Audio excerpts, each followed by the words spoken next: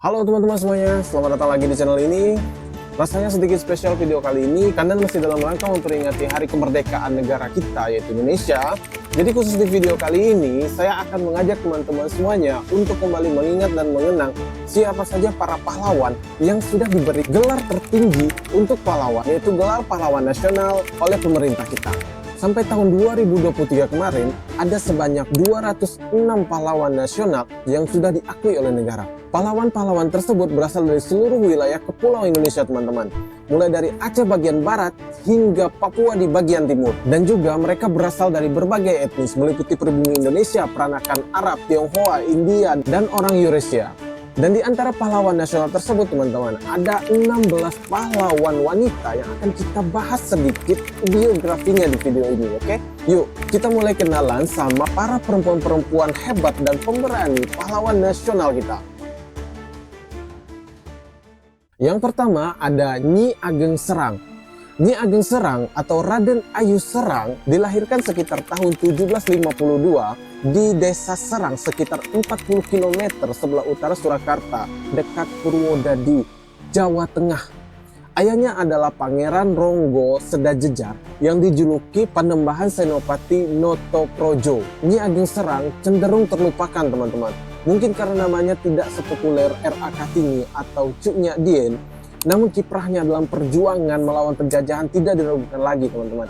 Anak keturunannya juga merupakan nama-nama besar dalam perjuangan melawan penjajah. Mulai dari Pangeran Kusumowijoyo, Raden Tumenggung Mangkudirjo, sampai Ki Hajar Dewantara merupakan keturunannya. Pada awal perang Diponegoro pada tahun 1925, Nyi Ageng Serang yang berusia 73 tahun memimpin pasukan dengan tanduk untuk membantu Pangeran Diponegoro melawan Belanda. Tidak hanya turut berperang, teman-teman, beliau juga menjadi penasehat perang. Nyi Ageng Serang berjuang di beberapa daerah, teman-teman, seperti Purwodadi, Demak, Semarang, Juwana, Kudus, dan Rembang. Nyi Ageng Serang meninggal di tahun 1752 di umur 77 tahun, teman-teman. Yang kedua ada Andi Depu. Andi Depu Maradia Balanipa atau yang biasa disebut Ibu Agung, lahir 1 Agustus 1907. Beliau adalah seorang wanita yang berhasil mempertahankan Tinambung dari penaklukan Belanda. Pada tahun 1942, ia mengibarkan bendera merah putih pada awal kedatangan pasukan Jepang ke tanah Mandar.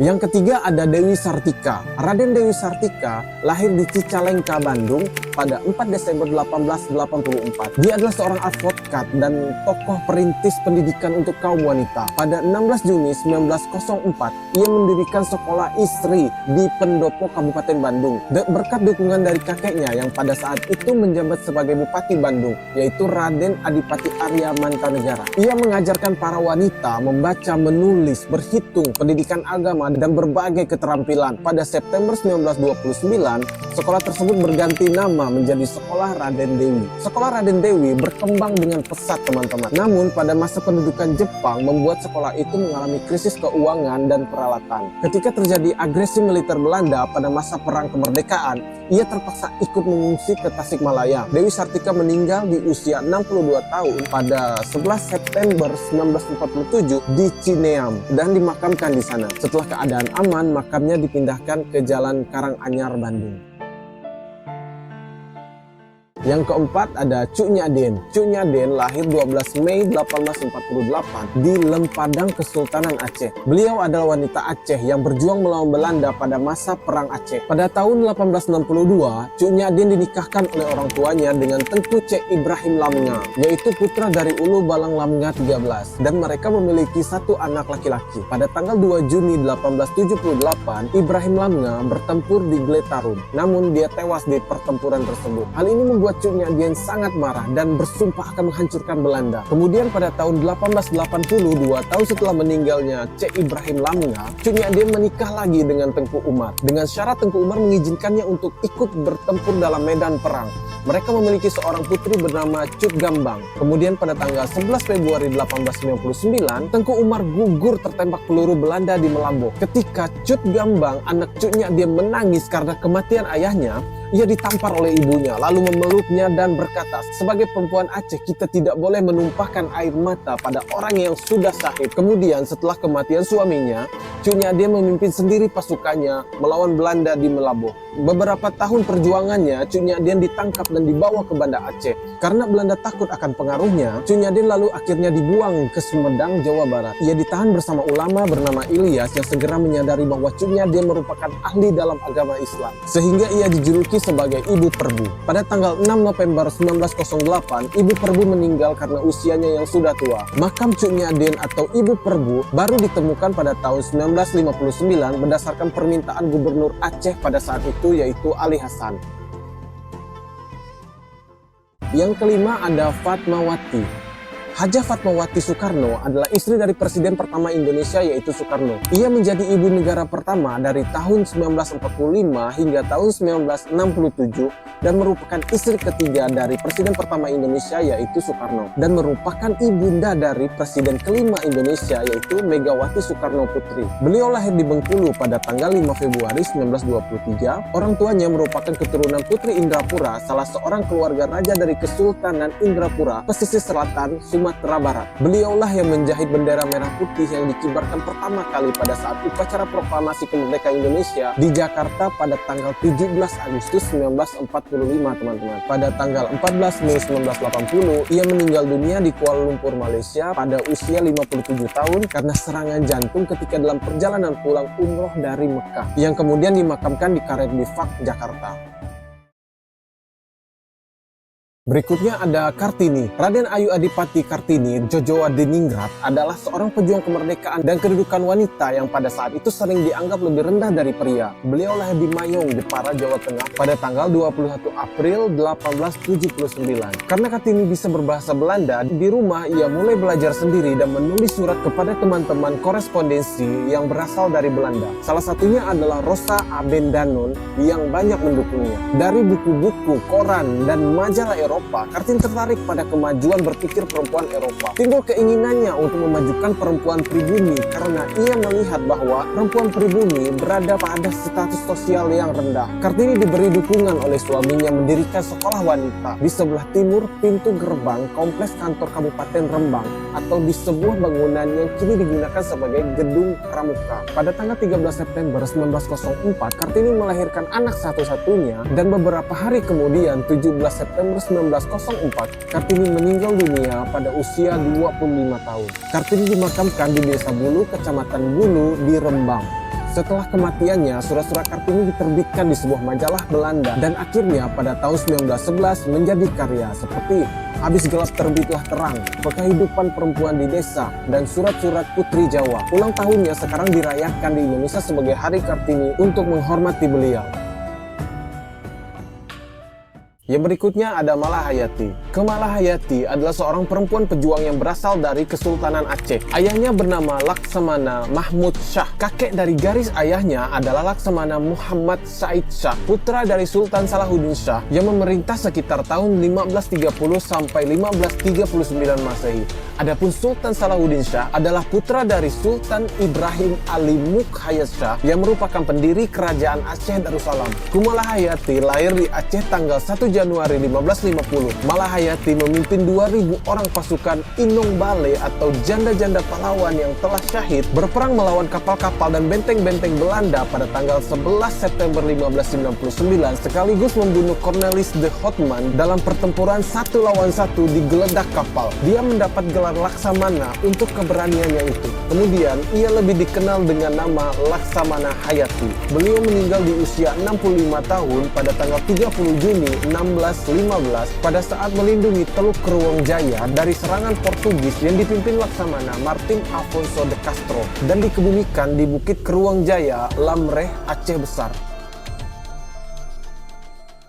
Yang berikutnya ada Maria Walanda Maramis. Maria Joseph Catherine Maramis lahir di Kemah, Minahasa Utara, Sulawesi Utara tanggal 1 Desember 1872. Ia merupakan sosok yang dianggap sebagai pendobrak adat, perjuangan kemajuan dan emansipasi perempuan di dunia politik dan pendidikan pada permulaan abad ke-20. Orang tuanya adalah Bernardus Melamis dan Sarah Rotinsulu, yang merupakan anak bungsu dari 3 bersaudara, di mana kakak perempuannya bernama Anje dan kakak laki-lakinya bernama Andries. Untuk menghargai peranannya dalam pengembangan keadaan wanita di Indonesia, Maria Walanda Maramis mendapat gelar pahlawan nasional dari pemerintah Indonesia pada tanggal 20 Mei 1965. Dan sampai saat ini, setiap tanggal 1 Desember, masyarakat Minahasa masih memperingati hari lahir Maramis dengan sebutan Hari Ibu Maria Walanda Maramis. Beliau meninggal di usia 51 tahun pada tanggal 22 April 1924 di Maumbi, Kalawat, Minahasa, Sumatera Utara. Yang berikutnya atau yang ke-9 ada Martha Christina Tiahahu. Tiahahu lahir di desa Santiago de Abubu di Pulau Nusa Laut dekat Maluku pada 4 Januari 1800. Ayahnya adalah Kapten Paulus Tiahahu dari klan Soa Ulu Putih. Pada usia 17 tahun, ia ikut mengangkat senjata melawan tentara kolonial Belanda. Ayahnya adalah Kapiten Paulus Tiahahu, seorang kapitan dari negeri Abubu yang membantu Thomas Matulesi, atau yang sering kita kenal dengan Kapitan Patimura dalam Perang Patimura pada tahun 1817. Pada waktu Kapitan Patimura sedang mengangkat senjata melawan kekuasaan Belanda di Saparua, Martha Christina Tiahahu yang berusia 17 tahun ikut berjuang bersama ayahnya memimpin perlawanan di Pulau Nusa Laut. Tanggal 12 Oktober 1817, pasukan Belanda berhasil menaklukkan perjuangan Nusa Laut. Martha Christina Tiahahu dan sang ayah serta beberapa tokoh pejuang lainnya tertangkap dan dibawa ke dalam kapal Everstein yang dipimpin Vermelin Kringer. Di dalam kapal ini, para tawanan dari Jasirah Tenggara bertemu dengan Kapitan Patimura dan tawanan lainnya. Karena masih sangat muda, Martha Christina Tiahahu dibebaskan dari hukumannya. Tetapi sang ayah, Kapiten Paulus Tiahahu, tetap dijatuhi hukuman mati. 16 Oktober 1817, Martha Christina Tiahahu mendampingi sang ayah pada waktu memasuki tempat eksekusi. Kemudian Martha Christina Tiahahu dibawa kembali ke dalam benteng Beverwijk dan tinggal bersama guru sosialisa. Sepeninggal sang ayah, Martha Christina Tiahahu sempat berjuang dengan masuk ke dalam hutan dan terus bergerilya. Hal ini membuat kesehatannya terganggu. Namun pada Desember 1817, Martha Christina Tiahahu beserta 39 orang lainnya tertangkap dan dibawa dengan kapal Everstein ke Pulau Jawa untuk dipekerjakan secara paksa di perkebunan kopi. Selama di atas kapal ini, kondisi kesehatan Martha Christina Tiahahu semakin memburuk. Ia menolak makan dan pengobatan. Akhirnya pada tanggal 2 Januari 1818, selepas Tanjung Alang, Martha Christina Tiahahu menghembuskan napas terakhir pada usia 17 tahun. Jenazah Martha Christina Tiahahu disemayamkan dengan penghormatan militer di Laut Banda. Cut Nyak Mutia merupakan putri dari Tengku Ben Daud Pirak dan Cut Jah. Cut Mutia bersama suaminya, Tengku Muhammad atau Tengku Cik Tunong, melakukan perlawanan terhadap Belanda. Namun pada bulan Maret 1905, Cik Tunong berhasil ditangkap Belanda dan dihukum mati di tepi pantai Lok Sumawe. Cut Mutia kemudian menikahi Pang Naru yang merupakan sahabat suaminya sesuai wasiat Tengku Cik Tunong kepada Pang Naru untuk merawat istri dan anaknya Tengku Raja Sabi. Di satu pertempuran dengan Kop Marekaos di Payacicem, Cut Mutia dan para wanita melarikan diri ke dalam hutan. Pang Naru sendiri terus melakukan perlawanan hingga akhirnya tewas pada tanggal 26 September 1910. Cut Mutia kemudian bangkit dan terus melakukan perlawanan bersama sisa-sisa pasukannya. Ia menyerang dan merampas pos-pos kolonial sambil bergerak menuju Gayo melewati hutan belantara. Namun pada tanggal 24 Oktober 1910, Cut Mutia bersama pasukannya bentrok dengan Merekaos di Alue Kurieng. Dalam pertempuran itu, Cut Nyak Mutia akhirnya gugur. Selanjutnya yang ke-11 ada Ratu Kalinyamat. Nama asli Ratu Kalinyamat adalah Ratu Kencana, putri Sultan Trenggono, Raja Demak, lahir pada tahun 1520. Setelah kematian Arya Panangsang tahun 1549, wilayah Demak, Jepara, dan Jipang menjadi bawahan Pajang yang dipimpin Raja Hadiwijaya. Meskipun demikian, Hadiwijaya tetap memperlakukan Ratu Kalinyamat sebagai tokoh senior yang dihormati dan menjadikan Ratu Kalinyamat Bupati Jepara. Ratu Kalinyamat sebagaimana Bupati Jepara sebelumnya yaitu Pati Unus bersikap anti terhadap Portugis. Pada tahun 1550 ia mengirim 4.000 tentara Jepara dalam 40 kapal memenuhi permintaan Sultan Johor untuk membebaskan Malaka dari kekuasaan bangsa Eropa. Kemudian pada tahun 1565 ia memenuhi permintaan orang-orang Hitu di Ambon untuk menghadapi gangguan bangsa Portugis dan kaum Hatife. Ratu Kalinyamat telah menunjukkan bahwa dirinya adalah wanita yang gagah berani. Bahkan Portugis mencatatnya dan memberi julukan dijulukan kepada Ratu Kalinyamat sebagai Ratu Jepara, seorang wanita yang kaya dan berkuasa, seorang perempuan pemberani. Ratu Kalinyamat meninggal pada sekitar tahun 1579. Ia dimakamkan di dekat makam Pangeran Kalinyamat di Desa Mantingan, Kecamatan Tahunan, Kabupaten Jepara.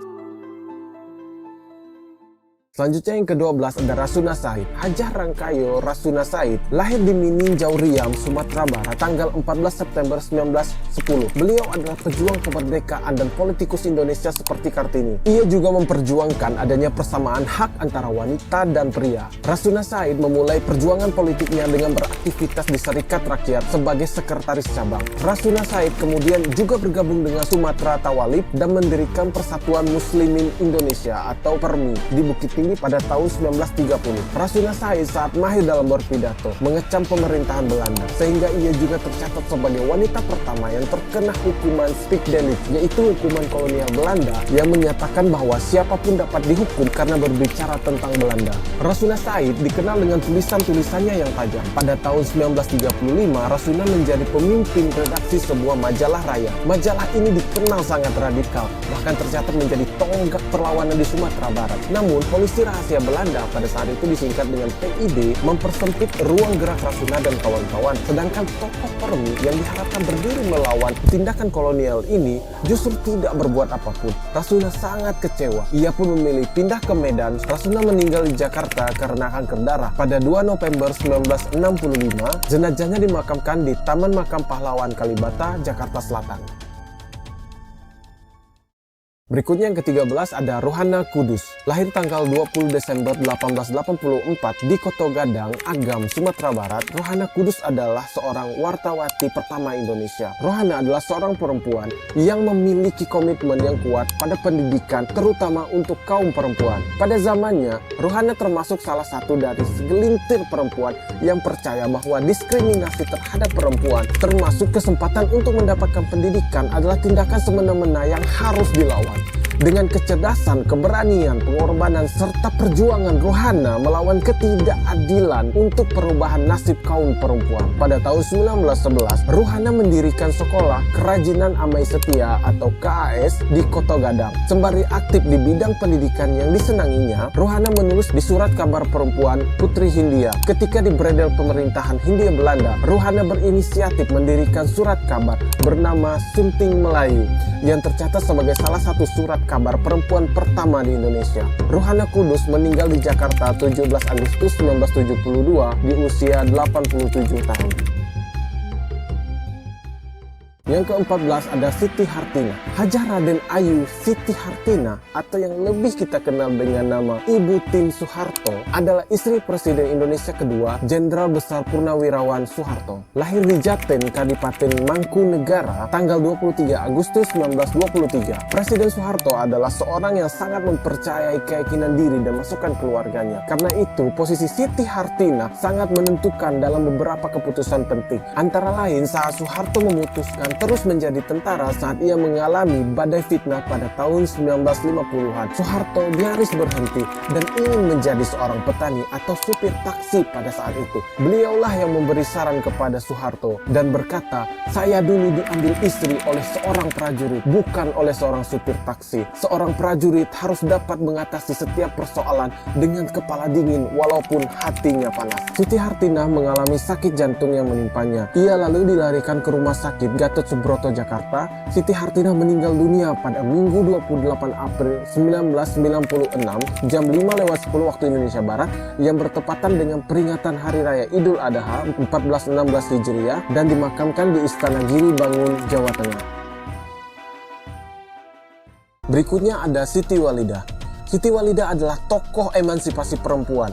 Ia merupakan istri dari Ahmad Dahlan yang merupakan pendiri organisasi Muhammadiyah dan pahlawan nasional Indonesia. Siti Walidah yang dipanggil pula sebagai Nyi Ahmad Dahlan lahir pada 3 Januari 1872 di Kauman, Yogyakarta. Ia adalah putri dari seorang ulama dan bangsawan dari Kesultanan Yogyakarta bernama Kiai Haji Muhammad Fadli. Siti Walidah menikah dengan sepupunya yaitu Ahmad Dahlan. saat Ahmad Dahlan sedang sibuk-sibuknya membangun Muhammadiyah saat itu. Pada tahun 1914, Siti Walidah mendirikan Sopo Tresno. Siti Walidah bersama Ahmad Dahlan bergantian memimpin kelompok tersebut dalam membaca Al-Quran dan mendiskusikan maknanya. Siti Walidah mulai fokus pada ayat-ayat Al-Quran yang membahas isu-isu perempuan dalam mengajarkan membaca dan menulis melalui Sopo Tresno. Setelah Ahmad Dahlan meninggal dunia pada 1923, Siti Walidah terus aktif di Muhammadiyah dan Aisyah. Pada tahun 1926, dia memimpin Kongres Muhammadiyah ke-15 di kota Surabaya. Dia adalah wanita pertama yang memimpin konferensi sebesar itu. Sebagai hasil dari liputan luas media massa di koran-koran seperti Pewarta Surabaya dan Sintiko, banyak perempuan terpengaruh untuk bergabung ke dalam Aisyah. Sementara itu, cabang-cabang lainnya dibuka di pulau-pulau lain di Nusantara. Siti Walidah meninggal pada pukul 1 siang pada tanggal 31 Mei 1946 dan dimakamkan di belakang Masjid Gede Kauman, Yogyakarta 4 jam kemudian. Pahlawan nasional wanita ke-16 atau yang terakhir ada Opu Daeng Risaju. Opu Daeng Risaju memiliki nama kecil yaitu Famajah. Opu Daeng Risaju itu sendiri merupakan gelar kebangsawanan Kerajaan Luwu yang disematkan kepada Famajah yang merupakan anggota keluarga bangsawan Luwu. Opu Daeng Risaju merupakan anak dari pasangan Opu Daeng Mawelu dengan Muhammad Abdullah Tubarengseng yang lahir di Palopo pada 1880. Sejak kenal dengan Haji Muhammad Yahya, Opu Daeng Risaju mulai aktif di Partai Serikat Islam Indonesia atau PSII. Yahya adalah pedagang Sulawesi Selatan yang pernah bermukim lama di Jawa dan mendirikan PSII di Parepare. Setelah bergabung, Opung Daeng Risaju dan suaminya kemudian mendirikan PSII di Palopo pada 14 Januari 1930. Akan tetapi pada masa pendudukan Jepang, tidak banyak kegiatan yang Opung Daeng Risaju lakukan di PSII. Ini disebabkan karena pemerintahan Jepang pada saat itu melarang adanya kegiatan politik organisasi pergerakan kebangsaan, termasuk PSII. Opung Daeng Risaju kemudian mulai aktif kembali pada masa revolusi Luwu. Karena dukungan dari rakyat yang sangat besar, pihak Belanda mulai menahan Opu agar tidak melanjutkan perjuangannya di PSII. Pihak Belanda yang bekerja sama dengan Controller Afdeling Masamba menganggap Opu penghasut rakyat dan melakukan tindakan provokatif agar rakyat tidak lagi percaya kepada pemerintahan. Akhirnya Opu diadili dan dicabut gelar kebangsawanannya. Tidak hanya itu, tekanan juga diberikan kepada suami dan pihak keluarga Opu agar menghentikan kegiatan di PSII. Opu Daeng Risaju wafat dalam usia 84 tahun pada 10 Februari 1964. Pemakamannya dilakukan di perkuburan Raja-Raja Lokoe di Palopo tanpa ada upacara kehormatan. Oke teman-teman, tadi itu adalah ke-16 pahlawan wanita yang mendapatkan gelar pahlawan nasional.